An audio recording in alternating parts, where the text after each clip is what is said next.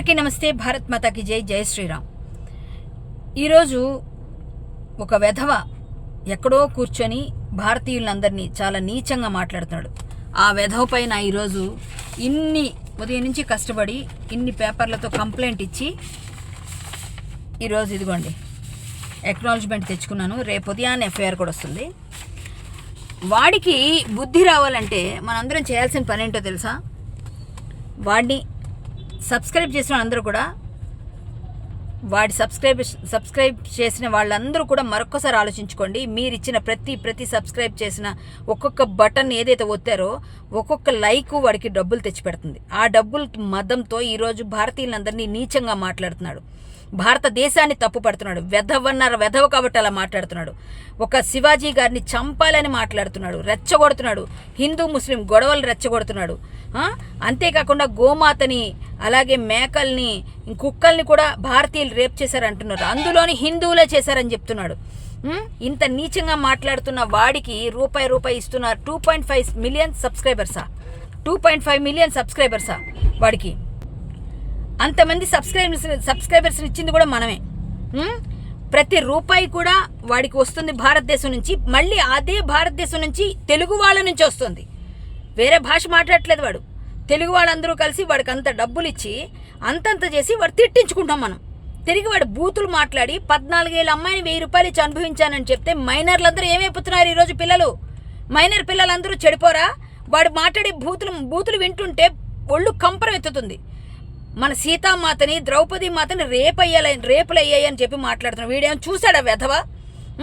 మన పవిత్రమైన భారతదేశ సంస్కృతిని ఎంత నీచంగా మాట్లాడుతూ నేను భారతీయుడిని, నేను ట్యాక్స్ పేయర్ని అంటున్నాడు. ఎవరికరా ట్యాక్స్ పే చేస్తున్నావు? నువ్వు తీసుకుంటున్న ప్రతి రూపాయికి భారతదేశం వాళ్ళందరూ కూడా నీకు లైకుల రూపంలో వేస్తున్న ఒక ముష్టికి నువ్వు ముష్టి వేస్తున్నావు. మేమందరం కలిసి నీకు ఆ ముష్టి ఏరుకొని దాని తాలూకా డబ్బులన్నిటికీ కూడా ట్యాక్స్ పే చేస్తున్నావురా? నువ్వు ఇండియన్ ఆర్మీకి ఇచ్చావా? లేకపోతే ఇంకేమైనా గవర్నమెంట్కి ఏమైనా సేవల కోసం ఇచ్చావా?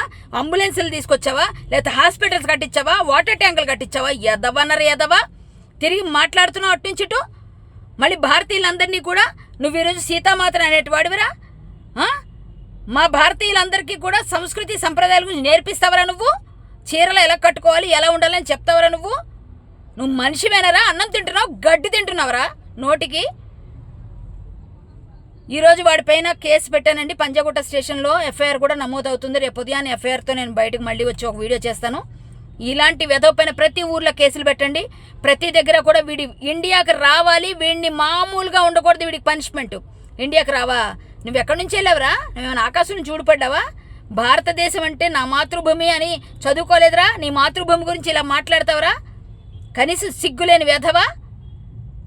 ఇంత నీచంగా మాట్లాడతావురా నువ్వు? ఒకటే మాట చెప్తున్నా, నిన్ను తిట్టకూడదు అని ఎవరైనా అనుకుంటే ఈ మాటలు విన్నవాళ్ళు తిట్టకపోతే పాపం వస్తుంది. నిన్ను తిట్టకుండా ఎవరు ఉండలేరు. ఎందుకంటే నువ్వు మాట్లాడే బూతులు అంత వరస్ట్గా ఉన్నాయి. ప్రతి పిల్లలు చెడిపోయేలా ఉన్నాయి. ప్రతి ఆడదానికి సిగ్గుతో తలదించుకునేలా ఉన్నాయి. ఇదా నీ సంస్కారం?